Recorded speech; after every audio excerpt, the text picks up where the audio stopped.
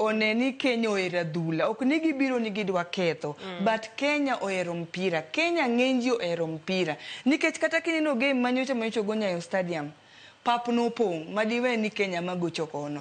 Koro be gisebe sama gidwa rido nwa tol koni, gibe nyaka giweyiwa giketwa ratil ni gikoni jogi ok wakosnegi ahinya, lakini ok gikosnwa, nego wane kaka watimo ne, nikech kawang'iyo kata kineno sasa kaka sani Kasarani tournament madhi mbele ni, nitiere Puma mobedo companies mobedo sponsors go. Koro kata sponsors gin giwegi be gidwaro kuma crowd nitie. Iwinjo ma Kenya ni godo.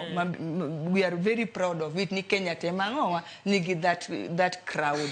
Koro gimanyalo neno ni gibe koni gikonywa, lakini jo Kenya wabe wadimbre. Ng'ato otim kare. Girit chike gi kaka chike rito, wabende kaka jo Kenya wabende wang'eni warito gik midwaro chike midwaro. Aya, wachni mogik to sami chiwo wachni mogik no ero sama koro walore in kocha mako jolo mar Gor Mahia Kanyero Queens. Waneno kaka stadium opong sani. E kinde mutugo bende chal kamano, kosango mowinjo bedni itimo, mowinjo bedni timore mondo ubende samutugo Gor Mahia Queens, Gor Mahia to gi klepe gi bende katugo to jopiny opong stadium. Mano ni penjo maber ahinya kata kanyalo wuoye.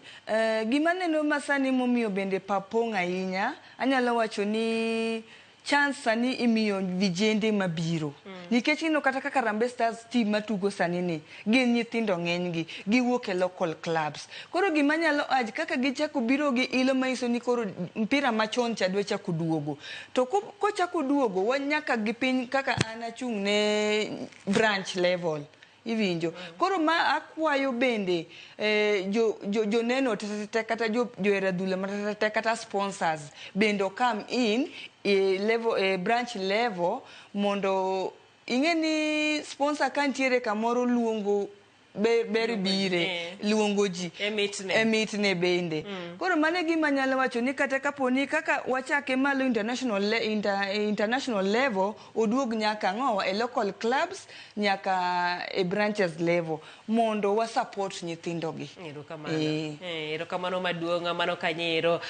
Masi Odhiambo kocha mako jolo mano mar Gor Mahia Queens mabende waloso godo Kanyero.